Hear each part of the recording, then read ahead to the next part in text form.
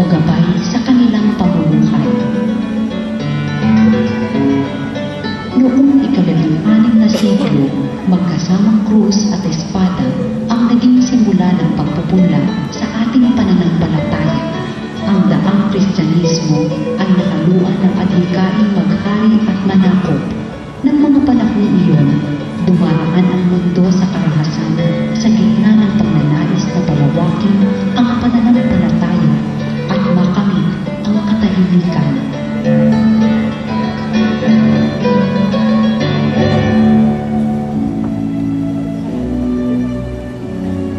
Gayunpaman, naghawi ang Diyos ng daang patungo sa Kanya, puno ng kahangahangang mga kwento ng pagpapahayag at pagtanggap sa mabuting balita.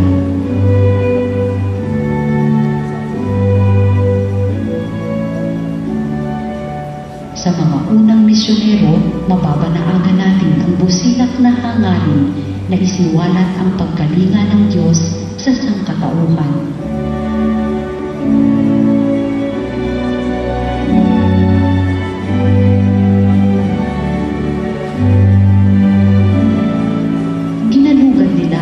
Isla, bundok at kapatagan. Tinawid nila ang mga ilog at karagatan. Naging tapat at matiyaga sila sa kanilang pagbahagi ng Ebanghelyo. Nagtayo sila ng mga simbahan, ospital at paaralan. Nakipamuhay, nakiisa sa mga katutubo. Hinubog nila ang mga nabinyagan. Pinangalagaan nila ang pangangailangan ng kanilang kawan.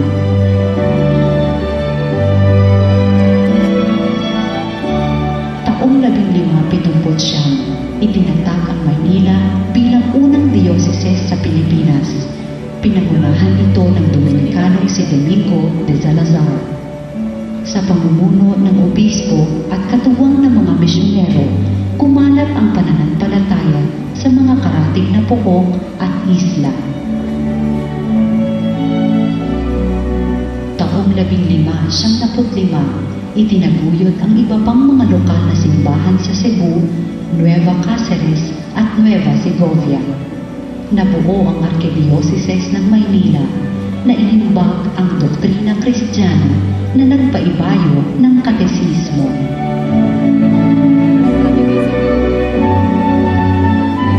Taong 1606, dumating ang mga misyonerong Recoleto at nagsimulang magturo ng tungkol sa pananampalataya.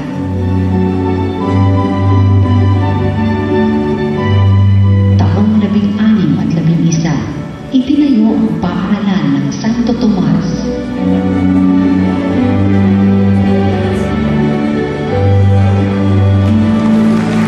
Taong 1637, nagbuwis ng buhay alang-alang sa pananampalataya ang unang misyonerong Pilipino, si Lorenzo Ruiz. Taong 1672, muli isang misyonerong Pilipino, si Pedro Calungsod, ang naghalay ng buhay upang pausbonin ang pananampalataya.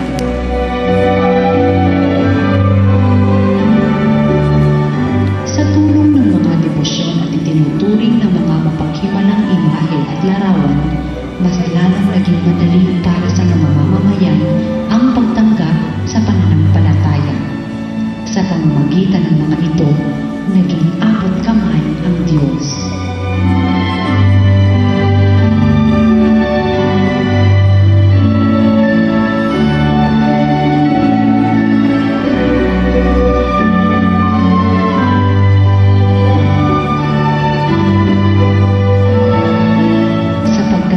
Ng pananampalataya, naging kalakbay ng bayan ang mahal na ina ng Diyos. Tayo ay naging Pueblo Amante de Maria, isang bayang sumisinta kay Maria.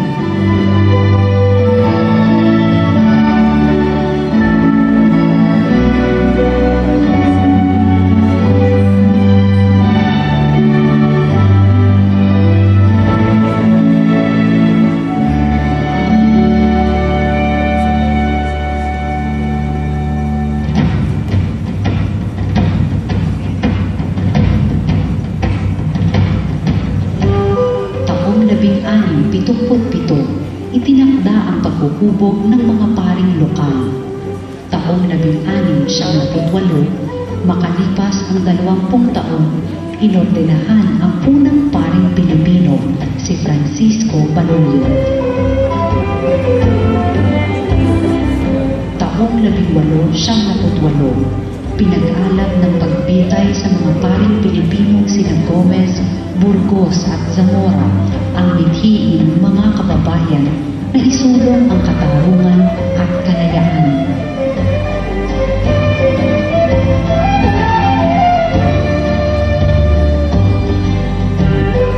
Upang manatiling tapat ang sambayanang Pilipino sa pananampalatayang Kristiyano, pinag-ibayo ng mga Amerikanong obispo ang paggabay sa kanila sa tulong ng mga iba't ibang relihiyoso at relihiyosa.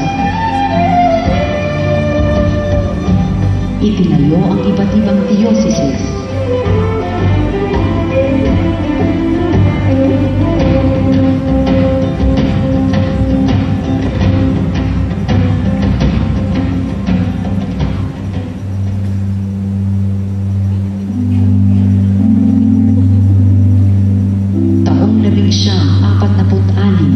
Upang tugunan ang hamon ng pagbubuo ng bansa pagkatapos ng ikalawang digmaang pandaigdig, itinatag ang CWO o Catholic Welfare Organization. Ito ang magiging CBCP o Catholic Bishops Conference of the Philippines sa taong 1969. Taong 1949, itinalaga si Gabriel V. Reyes bilang unang Pilipinong arsobispo ng Maynila. Sa pamumuno ng mga Pilipinong arsobispo at obispo, mas lalong pang lumaganap at naging lapat sa kultura ng mga Pilipino ang Ebanghelyo. Sa mga madilim na bahagi ng ating kasaysayan, ang pananampalataya ang ating kinapitan.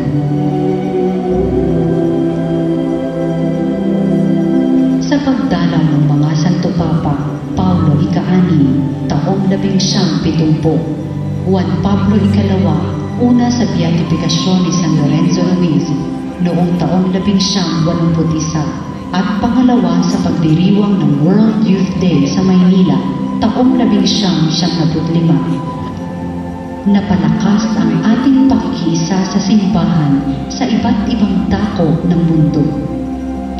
Taong 1971, ipinagdiwang ang ikalawang konsilyo plenaryo ng Pilipinas upang matugunan ng simbahan ang mga tanda at tawag ng makabagong panahon. 2012, itinanghal ni Papa Benito XVI si Pedro Calungsod bilang pangalawang Pilipinong santo.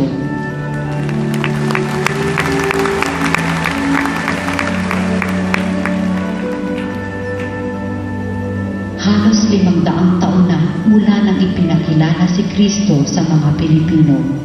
Walang kapaguran ang patuloy na pagtataguyod sa ating pananampalataya.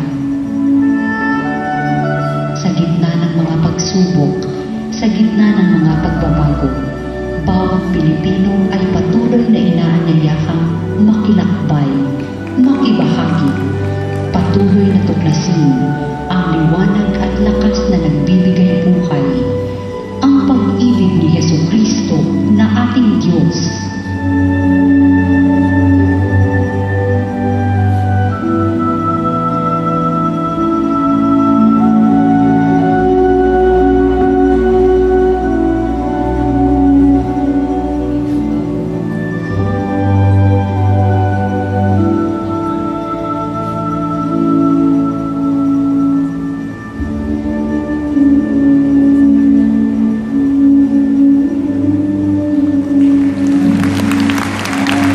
Paglalakbay ng pananampalataya ng simbahan sa Pilipinas.